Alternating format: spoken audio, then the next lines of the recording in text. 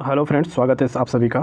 Friends, पिछले video में हमने सामाजिक परिदृश्य के अंतर्गत जनजातीय समस्या में प्रवासन के बारे में अध्ययन किया था और आज हम अध्ययन करने जा रहे हैं एक महत्वपूर्ण जो टॉपिक है आपका पृथक्करण या इसी को कहा जाता है अलगाव। ओके, जनजातियों की प्रमुख समस्या है अलगाव। क्लियर। चलिए अब बात करते हैं कि हमारा इसमें पढ़ने का तरीका क्या रहेगा, कैसे अध्ययन करेंगे। देखिएगा, अलगाव के अंतर्गत हमें पढ़ना है सबसे पहले कि आप अलगाव से क्या समझते हैं, उसका अर्थ देखेंगे।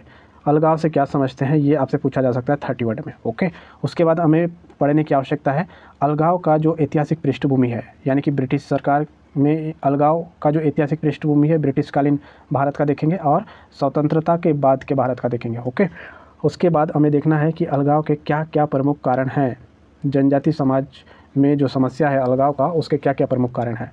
ओके, ये समस्या है तो इसका कोई ना कोई दुष्परिणाम भी होगा, तो क्या क्या दुष्परिणाम है उसके बारे में अध्ययन करेंगे।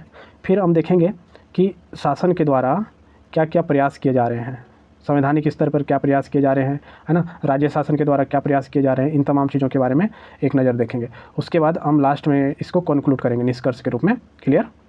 तो चलिए, जैसा कि हम पढ़ने वाले हैं, सबसे पहले आपका अलगाव का अर्थ है ना, तो जानने की कोशिश करते हैं आखिर अलगाव है क्या।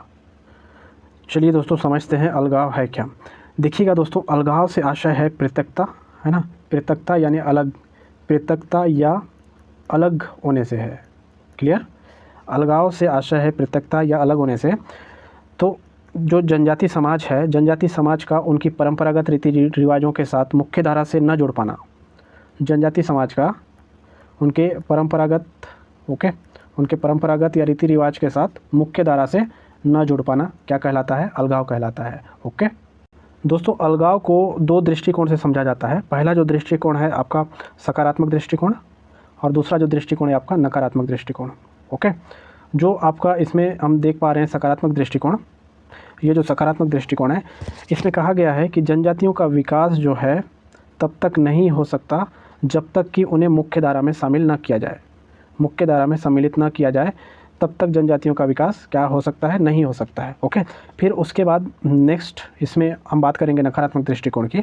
तो इसमें कहा गया है कि जनजातियों का अगर संपर्क होता है मुख्य धारा या फिर सभ्य समाज से, जनजातियों का अगर संपर्क होता है तो परंपरागत रीति रिवाज, लोक कला, लोक संस्कृतियों, रहन सहन पर क्या होगी, ह्रास होगी। ओके, जो जनजातियों का है परंपरागत है ना, उनका कला संस्कृति जो है उस पर क्या होगा, उस पर हस्तक्षेप होगा, इस चीज़ का समस्या है। तो जो आपका अलगाव है उसको दो पहलू से देखा जाता है, एक सकारात्मक दृष्टिकोण से और एक नकारात्मक दृष्टिकोण से, है ना। तो उम्मीद कर रहा हूँ स्पष्ट हुआ होगा। हमने अलगाव के कारणों पर चर्चा नहीं की है, उसको बाद में करेंगे, है ना। लेकिन सबसे पहले ये देखेंगे कि अगर हमें अलगाव के बारे में लिखना है 30 वर्ड में तो इसमें हम क्या क्या पॉइंट उठाएंगे। ओके, देखिएगा, सबसे पहला जो आपका पॉइंट है वो होना चाहिए कि अलगाव जो है जनजाति का प्रमुख समस्या है, जनजातियों का प्रमुख समस्या है अलगाव। ओके, उसके बाद आपको लिखना है कि अलगाव से आशय है पृथकता या अलग होने से, ये आपका एक लाइन आ गया।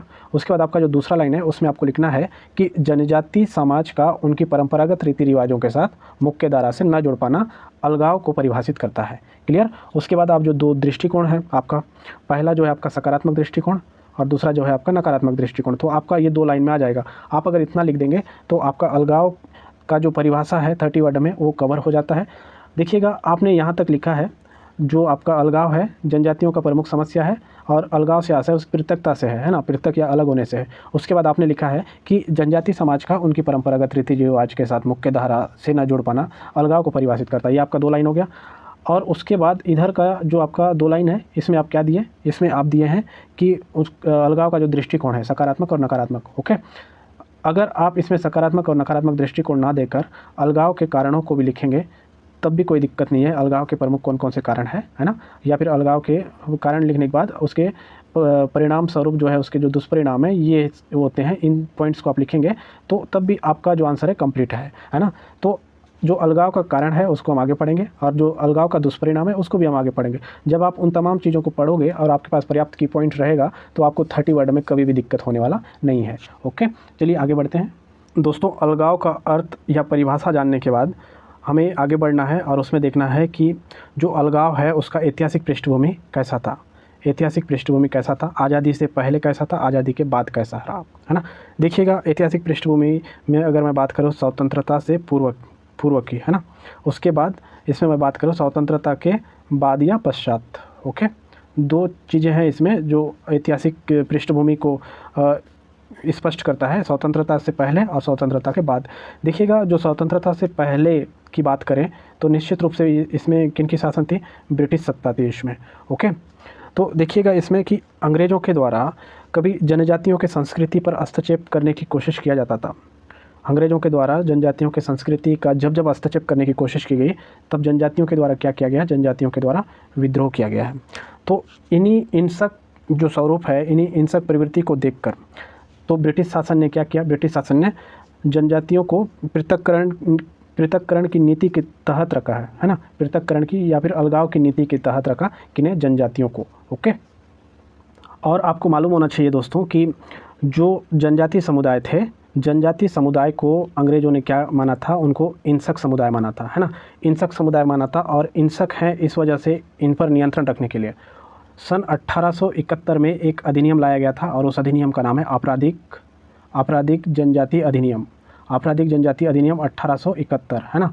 तो ये जो अधिनियम है, आपराधिक जनजाति अधिनियम 1871, इसमें जो जनजातियां हैं उनको आदतन अपराधी घोषित किया गया था, आदतन अपराधी, है ना, आदतन अपराधी घोषित किया गया था।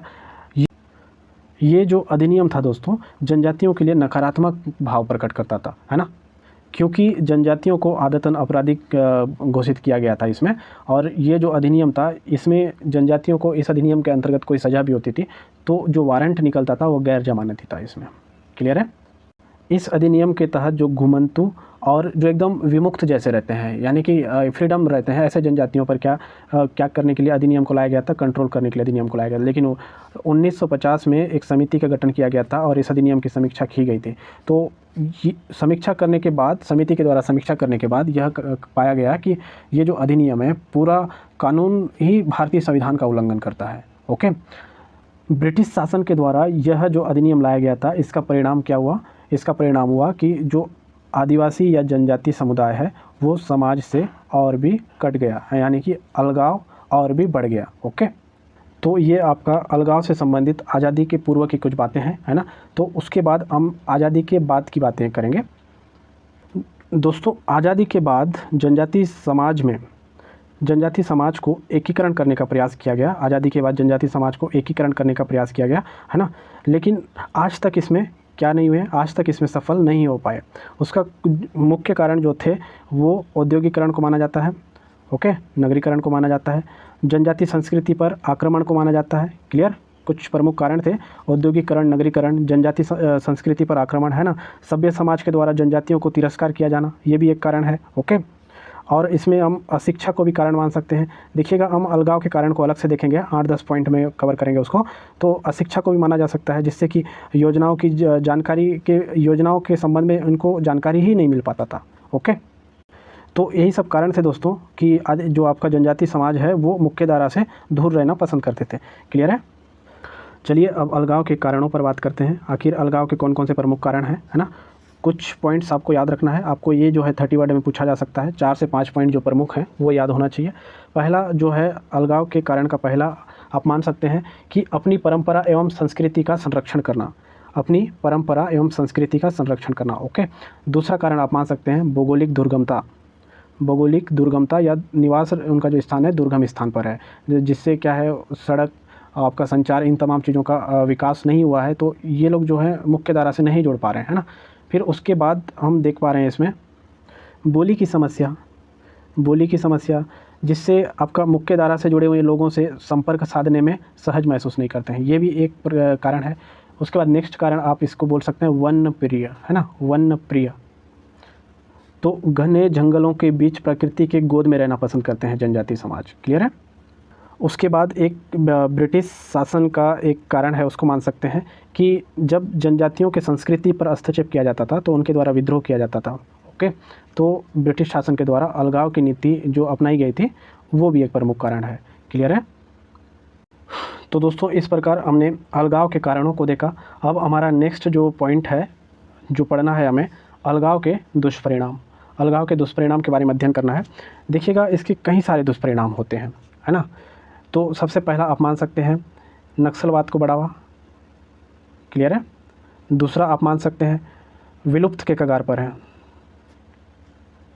विलुप्त के कगार पर हैं कहने का आशय है कि जागरूकता का अभाव है ना, स्वास्थ्य सेवाओं का अभाव, संरक्षण का अभाव आदि कई कारण है कि कुछ जनजातियां आज भी विलुप्त के कगार पर हैं। अगर मैं उदाहरण दूं तो आपका जो बैगा जनजाति है, बैगा जनजाति इसका प्रमुख उदाहरण है। बैगा जनजाति की जनसंख्या छत्तीसगढ़ में बहुत अल्प है, बहुत कम है। ओके। फिर तीसरा दुष्परिणाम जो है आपका मुख्य धारा से कटाव। मुख्य धारा से कटाव कहने का आशय है कि अलगाव ने जनजाति समुदाय को सभ्य समाज की मुख्य धारा से अलग कर दिया है ना। जनजाति समुदाय को सभ्य समाज के मुख्य धारा से क्या कर दिया है, अलग कर दिया है। ये वाला पॉइंट भी लिख सकते हैं। फिर हम नेक्स्ट देखते हैं दुष्परिणाम में, नेक्स्ट देखते हैं आप गरीबी को लिख सकते हैं, गरीबी बेरोजगारी, ओके, भूखमरी, गरीबी बेरोजगारी भूखमरी। फिर उसके बाद आप पॉइंट दे सकते हैं कि शिक्षा स्वास्थ्य, देखिएगा गरीबी बेरोजगारी भूखमरी जो है बढ़ेगी ना अलगाव से, और शिक्षा स्वास्थ्य और उनकी जो जीवन शैली है वो क्या होगी, वो घटेगी, है ना, अलगाव से। अलगाव का दुष्परिणाम पढ़ रहे हैं हम। फिर अधोसंरचना के विकास में क्या आएगी, कमी आएगी। क्लियर है, अधोसंरचना के विकास में कमी आएगी। अगर फिर नेक्स्ट दुष्परिणाम आप लिख सकते हैं इसमें कि आपका जो प्रत्यक्ष आर्थिक विकास का हिस्सा नहीं बन पाते हैं, यानी कि आर्थिक समस्या के अंतर्गत प्रत्यक्ष आर्थिक विकास का हिस्सा नहीं बन पाते हैं। तो इतने सारे कुछ पॉइंट्स हैं पृथक्करण के या अलगाव के दुष्परिणाम के अंतर्गत। क्लियर है। पर ऐसा नहीं है दोस्तों कि इसका समाधान करने के लिए शासन कोई प्रयास नहीं कर रही है। सरकार के द्वारा समय समय पर प्रयास किया जा रहा है। तो आइए देखते हैं अलगाव से निपटने का शासन के द्वारा किस स्तर से प्रयास किया जा रहा है और क्या क्या प्रयास किया जा रहा है। चलिए देखते हैं। देखिएगा शासन के प्रयास को हम इस तरीके से देख सकते हैं। पहला जो है आपका संवैधानिक प्रयास, ओके। दूसरा जो है आपका राजनीतिक प्रयास, क्लियर है। तीसरा हम पढ़ सकते हैं सामाजिक प्रयास, और चौथा पढ़ सकते हैं आर्थिक प्रयास। क्लियर। तो आइए अब इतने सारे प्रयासों के अंतर्गत कौन कौन से पॉइंट्स आते हैं देखिएगा। संविधान में जो अनुसूचित जनजातियां हैं, अनुसूचित जनजातियों के लिए काफ़ी सारा आर्टिकल्स प्रावधान किया गया है। उसमें अनुच्छेद की अगर मैं बात करूं तो आपका जो 338 है, 338 ए में जो आपका अनुसूचित जनजाति आयोग की बात करता है ना। फिर पेशा अधिनियम की बात करता है। फिर उसके अलावा आपका जो 5वीं अनुसूची और 6वीं अनुसूची की बात करता है, ओके। फिर 342 ये भी जनजातियों से संबंधित राष्ट्रपति को शक्ति दी गई है ना। फिर उसके अलावा आपका 330 और 332 जो आपका लोकसभा और विधानसभा में इसमें जनजाति समुदाय से अब जो प्रतिनिधित्व की बात की गई है। क्लियर है दोस्तों। तो इस तरीके से आपका जो संवैधानिक प्रयास है, इतने सारे जो मुख्य पॉइंट्स हैं इनको दे सकते हैं हम। फिर उसके बाद हम राजनीतिक प्रयास की बात करते हैं। राजनीतिक प्रयास में आपको सबसे महत्वपूर्ण याद रखना है कि पंचायतों में आरक्षण की बात की गई है, ओके। फिर हम आते हैं सामाजिक प्रयास में। सामाजिक प्रयास के अंतर्गत शासन के द्वारा जनजाति क्षेत्रों में चना वितरण किया जा रहा है, गुण वितरण किया जा रहा है ना। पीडीएस प्रभावी रूप से काम कर रहा है, सार्वजनिक वितरण प्रणाली जनजाति क्षेत्रों में। तो इसको आप सामाजिक प्रयास में लिख सकते हैं। फिर आते हैं हम आर्थिक प्रयास में। आर्थिक प्रयास के अंतर्गत हम देख सकते हैं आपका मनरेगा में जनजातियों को स्थान, ओके। तेंदुपत्ता संग्रहण, क्लियर है।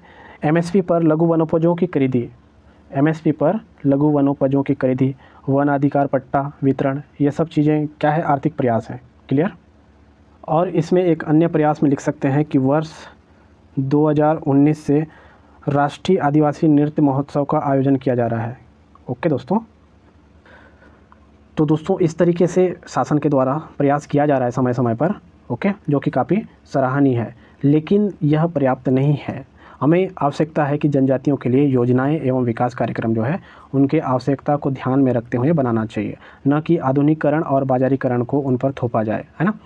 और इसमें ध्यान रखने वाली बात यह है कि जो आधुनिक समाज है उनको भी जनजातियों एवं उनकी प्रथाओं के प्रति क्या रखना चाहिए, सम्मान का भाव रखना चाहिए। क्लियर है। पर ध्यान यह रखना है कि किसी भी परिस्थिति में उनके संस्कृति पर कोई नकारात्मक प्रभाव नहीं पड़ना चाहिए, ओके। निष्कर्ष के रूप में आप इस चीज़ को लिख सकते हैं जो पॉइंट मैंने आपको बताया है। क्लियर है। और दोस्तों जनजातियों के विकास के संबंध में कभी आपको कुछ लिखना रहेगा, है ना, तो उसमें आप उस चीज़ को भी बताइएगा कि वर्ष 1955 में जब पंडित जवाहरलाल नेहरू जी कहाँ आगमन हुआ था इनका, जगदलपुर में है। ये बस्तर जिला का जो मुख्यालय है जगदलपुर में पधारे थे। और उन्होंने वहाँ पे जो आपका जनजाति विकास के संदर्भ में जो दृष्टिकोण रखा है ना, जनजाति विकास के संदर्भ में जो अपना सिद्धांत दिया है उसे जनजाति विकास का पंचशील सिद्धांत कहा जाता है।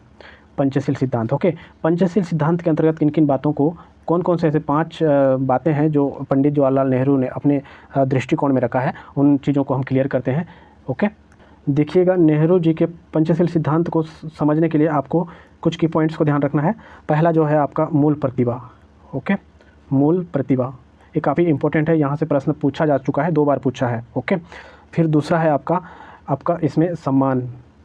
मैं आपको बता रहा हूँ कि पंचशील सिद्धांत क्या है। फिर उसके बाद है आपका प्रशिक्षित करना, ट्रेनिंग देना, है ना, प्रशिक्षित करना। फिर आपका जो चौथा की पॉइंट है अति प्रशासन, क्लियर। फिर आपका जो 5वां है उसमें भविष्य की नीतियों और प्रारूपों को तैयार करने में मदद मिले, यानी कि भविष्य की नीतियों, ये आपका की पॉइंट्स है। देखिएगा, हम इसको समझने की कोशिश करते हैं। जो आपका मूल प्रतिभा है, मूल प्रतिभा, नेहरू जी ने क्या कहा है कि जनजातियों का विकास उनकी मूल प्रतिभा के आधार पर होना चाहिए। उन पर किसी नीति को थोपना गलत है, यानी कि उन पर किसी भी नीति को थोपना गलत है। उनकी जो मूल प्रतिभा है, मूल उनकी जो प्रवृत्ति है, उनके आधार पे विकास कार्यक्रम को आगे बढ़ाना चाहिए, ऐसा नेहरू जी का जो सिद्धांत है ना। उसके बाद आपका जो सम्मान जो की पॉइंट है, इसके अंतर्गत हम इसमें देख रहे हैं कि जनजातियों के जंगल और ज़मीन पर अधिकारों की बातों का पूर्ण सम्मान किया जाना चाहिए, है ना। जो उनका जो जल जंगल ज़मीन जो होता है ना, जो जनजातियों के जंगल और ज़मीन पर अधिकारों की बातों का पूर्ण सम्मान किया जाना चाहिए, ये आपका नेहरू जी का दूसरा सिद्धांत है। और तीसरा सिद्धांत की अगर हम बात करें तो सरकार को ऐसे समूहों को तैयार कर प्रशिक्षित करना चाहिए जिनमें जनजातीय समूह के मध्य के लोगों की भी भागीदारी हो और वह समूह प्रशासनिक या विकास के कार्यक्रमों में भी भूमिका निभाए। यानी कि उन समूह को उठा के प्रशिक्षित करना चाहिए जो आपका जनजातियों के बीच से भी हैं और शासन के परियोजनाओं से जुड़े भी हैं, है ना। तो यानी कि मैं इसमें अगर उदाहरण दूं, जैसे कोई जनजाति समूह का व्यक्ति है और वो आपका लोक सेवक है या शासकीय सेवक है, जो जनजातियों से जुड़े हुए योजनाओं से किसी न किसी तरीके से जुड़ा हुआ है, तो ऐसे लोगों को और प्रशिक्षित करने की आवश्यकता है। क्लियर है। फिर आपका यहाँ पे चौथा जो है, आप जो जनजाति है ना, जनजाति क्षेत्रों में अति प्रशासन की अवधारणा से बचना चाहिए। चौथा जो आपका की पॉइंट है अति प्रशासन की अवधारणा से बचना चाहिए। जनजाति क्षेत्रों में एक साथ बहुत सारी योजनाओं को लागू नहीं करना चाहिए और अधिक प्रशासनिक दबाव से भी बचना चाहिए, है ना। फिर उसके बाद नेक्स्ट जो है आखिरी, वो है कि जनजाति क्षेत्रों में क्या है, जनजाति क्षेत्रों में कार्यों का समग्र विश्लेषण भी आवश्यक है ना। इस जनजाति क्षेत्रों में कार्यों का समग्र विश्लेषण भी आवश्यक है ताकि न सिर्फ इसके लाभों को समझा जा सके बल्कि इस आधार पर भविष्य की नीतियों और प्रारूपों को तैयार करने में मदद मिले। क्लियर है।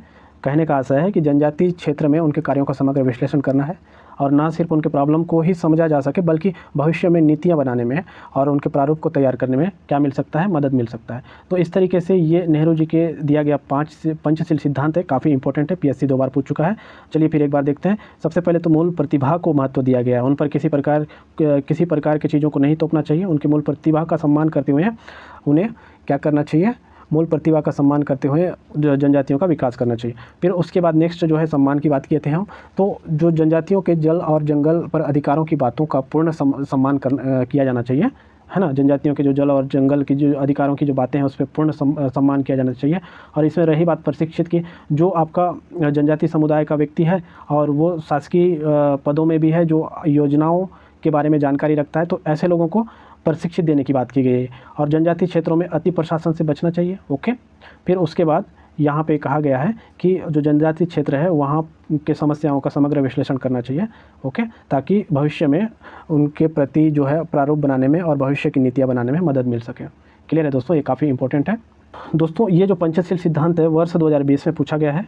वर्ष 2020 में पूछा गया है कि पंचशील सिद्धांत क्या है, प्रतिपादन किसने किया था, ये चीज़ पूछा गया था, है ना। तो पंचशील सिद्धांत क्या है वो बताना था, प्रतिपादन किसने किया था, तो पंडित जवाहरलाल नेहरू जी का नाम लिखना था आपको।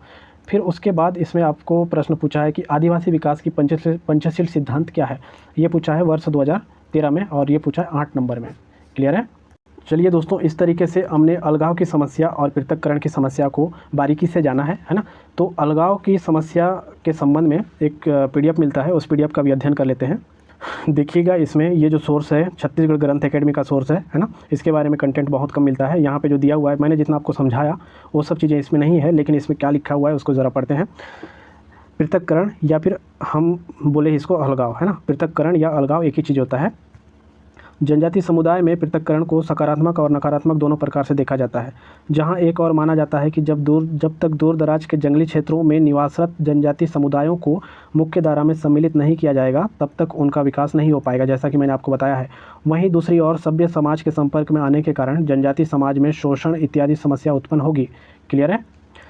नेक्स्ट लाइन इसमें है कि भारतीय जनजातियाँ अधिकतर देश के घने जंगलों और पहाड़ों में निवास करती हैं। ये लाइन भी स्पष्ट, जिनके कारण वे अपने जीवन के कई महत्वपूर्ण बातों के लिए जंगल के परिवेश और वातावरण में निर्भर रहती हैं। प्राकृतिक पर जीवन निर्भरता होने के कारण प्रकृति जीवन के तरीकों का निर्धारक होती है, इसलिए इनमें स्थायित्व नहीं आ पाता। वहीं दूसरी ओर दुर्गम क्षेत्र एवं पृथकता के कारण सड़क और यातायात संबंधी अनेक प्रकार का समस्या होती है। सड़क और यातायात विकास के लिए महत्वपूर्ण है। क्लियर है। सड़क न होने की स्थिति में विकास के लिए अन्य आवश्यक सामान भी उन तक नहीं पहुंच पाते हैं। ओके, जैसे भोज्य पदार्थ, चिकित्सा, संचार माध्यम आदि, इन सब से वंचित रह जाते हैं सड़क परिवहन संचार साधनों के अभाव में। सभ्य समाज द्वारा जनजाति समाज का शोषण जनजातियों के पारंपरिक ज्ञान का ह्रास, सांस्कृतिक मिश्रता को इस संपर्कता के कारण उत्पन्न होने वाली समस्या के रूप में देखा जाता है। अतः आवश्यक है कि विकास के साथ साथ परंपराओं को भी ध्यान में रखा जाए। ये वाला लाइन काफ़ी इंपॉर्टेंट है। निष्कर्ष में अगर आपको एक लाइन में निष्कर्ष लिखना है तो ये काफ़ी इंपॉर्टेंट है। यह आवश्यक है कि विकास के साथ ही परंपरा को भी ध्यान में रखा जाना चाहिए, यानी कि इसमें पॉजिटिविटी की और इसमें ध्यान दिया गया है ना। इसमें विकास को भी महत्व दिया गया है और साथ में जनजातियों का जो परंपरा है उसका भी सम्मान किया गया है। क्लियर। तो चलिए दोस्तों एक बार कंक्लूड कर लेते हैं। आज हमने अलगाव के संदर्भ में क्या क्या पढ़ा है। देखिएगा, हमने सबसे पहले जाना है अलगाव किसे कहते हैं। ओके, उसके बाद उसका ऐतिहासिक पृष्ठभूमि जाना है। ऐतिहासिक पृष्ठभूमि में हमने स्वतंत्रता के पहले और स्वतंत्रता के बाद की स्थिति को जाना है। क्लियर। उसके तत्पश्चात हमने अलगाव के कारणों पर बात की है। फिर हमने बात की है दुष्परिणाम, अलगाव के क्या क्या दुष्परिणाम हो सकते हैं। फिर हमने बात की है शासन के द्वारा किए जा रहे हैं प्रयास। क्लियर। और लास्ट में हमने इसे कंक्लूड कर दिया है। ओके दोस्तों ये जो टॉपिक है आपका अलगाव का, ये मुझे काफ़ी इंपॉर्टेंट लग रहा है, क्योंकि यहाँ से अभी तक तो प्रश्न नहीं पूछा है। यहाँ से अगर प्रश्न पूछा है तो आपका नेहरू जी का जो पंचशील सिद्धांत है उसी के बारे में पूछा गया है 2 बार। यहाँ से नहीं पूछा है, लेकिन भविष्य में पूछा जा सकता है, ऐसा मुझे लग रहा है ना। तो मैंने आपको जितनी भी सारी चीज़ें बताई हैं उन तमाम चीज़ों को ध्यान में रखिएगा। तो चलिए दोस्तों, आज का वीडियो हमारा यहीं तक रहेगा। नेक्स्ट जो हमारा टॉपिक रहेगा जनजाति समस्या के अंतर्गत पर संस्कृतिकरण। ओके, वीडियो देखने के लिए बहुत बहुत धन्यवाद।